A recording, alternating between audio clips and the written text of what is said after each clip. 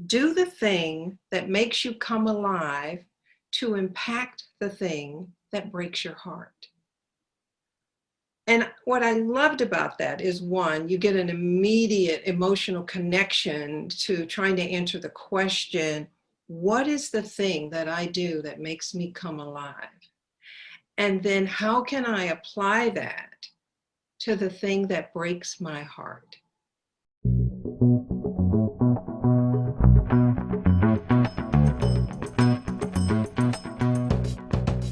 All right. Today we have with us Donna James, Managing Director at Lardon & Associates and Advisor to Leaders in the Public and Private Sector. So welcome, Donna. Thank you, Amber. I'm glad to be here. Yeah, thrilled to get the chance to chat today and dive into some of your experiences in so many different areas. Thank you. So you've held a pretty wide array of leadership positions in areas like corporate governance, strategy, human capital management, financial and risk management, and leadership development. So what key lessons have you learned about leadership that transcend specific roles or divisions? I have to be very thoughtful about lessons in leadership, especially ones that apply no matter if it's personal or professional, because I think about leadership in that context of business, community, but personal, because we're also leaders in our own homes and in our own lives. And most of the great leaders that I've worked with or dealt with, they always make people a priority. And when I say people, I mean customers, associates, investors, loved ones, and those in need, because it depends on kind of where you are in that grouping and what your focus needs to be. The second thing that I really love about leaders, and this is probably a personal passion of mine, is when they have a teachable point of view. I mean, each one of those words is critical. You got to have a point of view, a perspective about something that you believe in, you're passionate about, but you can also sort of defend, but also be open to the pushback. But then it has to be teachable. Everyone wants to learn and grow, and they want to work with and for leaders who can take their vision and strategy and turn it into a teachable point of view. I love that approach. That teachable point of view, I think, is what moves us all forward, having that position and being willing to share it and continue to grow as yourself as a leader from wherever you are. Yes, and the best thing I think also about leaders, and there's an art to this one, is admitting a mistake, but then learning from it. And learning openly from it, to openly share. People talk about being vulnerable as a leader, but I think that's a vulnerable strength. Because if you can admit, maybe we should have turned left when we turned right, and then you work through and openly share, all right, this is how we're going to back this up, move it forward, whatever it takes. And some people call it a mistake, a misstep. It doesn't matter what. It's just acknowledging that a lot about getting it right is trial and error.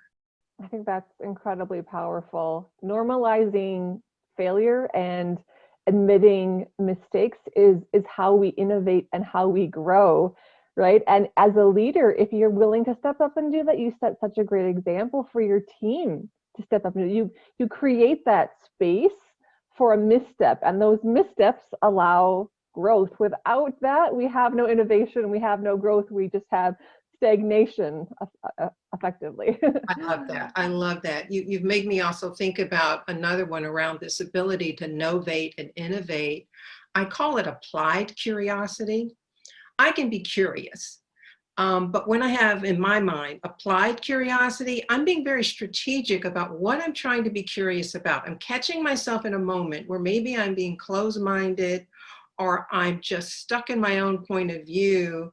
And I need to step back and get into that space of curiosity about why the other person thinks that way, curiosity about why my competitor is doing their business or their business model is that way. I may disagree with it, but getting curious about the why it is the way it is, is also a way to get closer to best next and novation and innovation.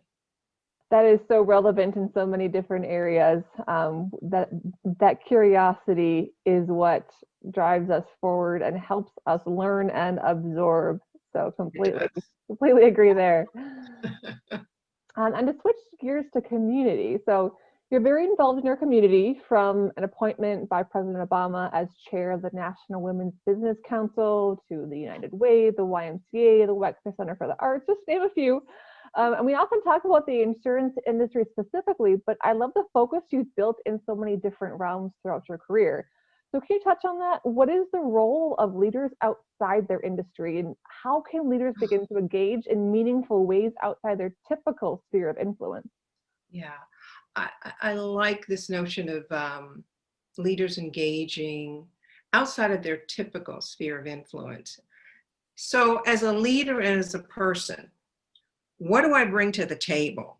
And sometimes understanding what I bring to the table, I get there by asking other people the question of, what do they think about me? What is it that they see that I don't see in myself? The good things and the annoying things. There was a quote, and I forget who said it, 90% of what people think about you is not said. And I think one of the things with leaders, it can get lonely at the top, not in the sense that you don't have people around you, but do you have truth tellers? And do you have truth tellers who are humane about it, who are thoughtful about it, and not just sort of dumping on you the things that annoy them, but they're really being thoughtful about your gives and your gets, and not waiting until it comes too late or comes in a way that you can't leverage it. It's sort of like the people who get their flowers while they're still alive. And part of that gift they get is the insight of why other people see value in them. And I think that insight is, wow, am I leveraging that value as far and as wide and as deep as I can to help others? A simple but powerful way for all of us to think about how can we add to our communities, because it can be kind of overwhelming, right? There's so many different, impactful groups out there. So how do we decide where to put our energy? I think that's such a great place to start, of what do I have to offer, and where can I channel that, those skills to improve my community. Yes. Well, thank you so much for taking the time to share your insights into leadership and community, and with your wealth of experience. Really appreciate your perspective. Thank you. It's been my pleasure. Thank you. Thanks, Donna.